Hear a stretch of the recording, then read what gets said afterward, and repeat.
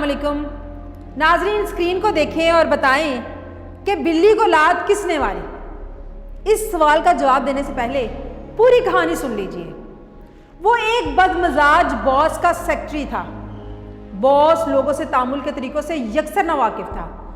उसने दफ्तर के बेशतर काम सेक्रेटरी के जिम्मे डाल रखे थे, इतना बोझ जो इसकी बर्दाश्त से बाहर था।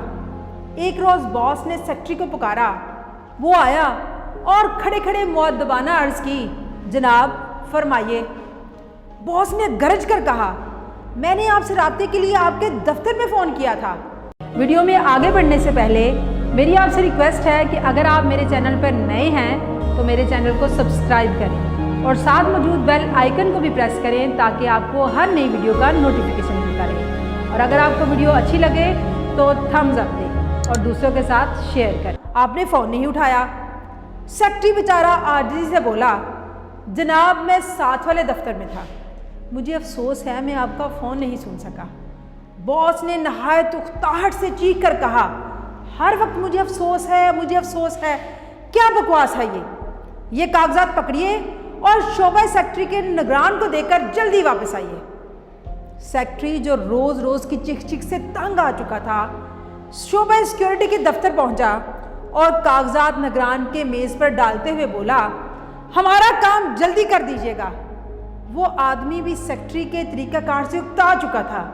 उसने कहा, ठीक है, इन्हें तरतीब से रख दीजिए। अब सेक्रेटरी को गुस्सा आ गया।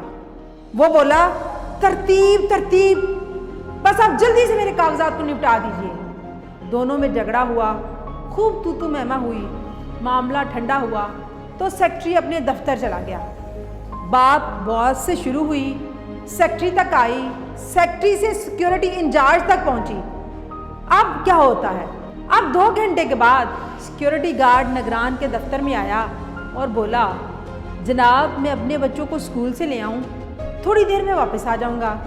निगरान जो पहले ही सेक्रेटरी से झगड़ा कर चुका था, पूरी कुव्वत से चलाया, आप रोज़ ही चले जाते हैं। उसने जवाब दिया, जनाब मैं 10 साल से मतवातर अपने बच्चों को स्कूल लेने जाता हूँ, आज पहली बार आपने इतराज़ किया है।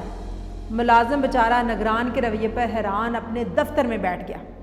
उसने स्कूल फ़ोन किया कि इसके बच्चों को किसी के ज़रिए घर पहुंचा दिया जाए, लेकिन वो मासूम खासी देर तक धूप में खड़े रहे। आखिर स्कूल के एक उस्ताद ने उन्हें घर पहुंचाया।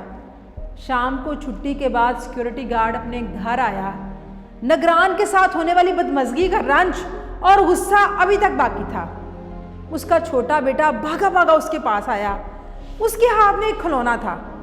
बाबा ये खिलौना मुझे स्कूल टीचर ने दिया है, क्योंकि मैंने अभी बच्चे की बात भी मुकम्मल नहीं हुई थी कि बाप ने उसे गुस्से से धक्का देते हुए डांटा, दफा हो जाओ, अपनी माँ के पास चले जाओ।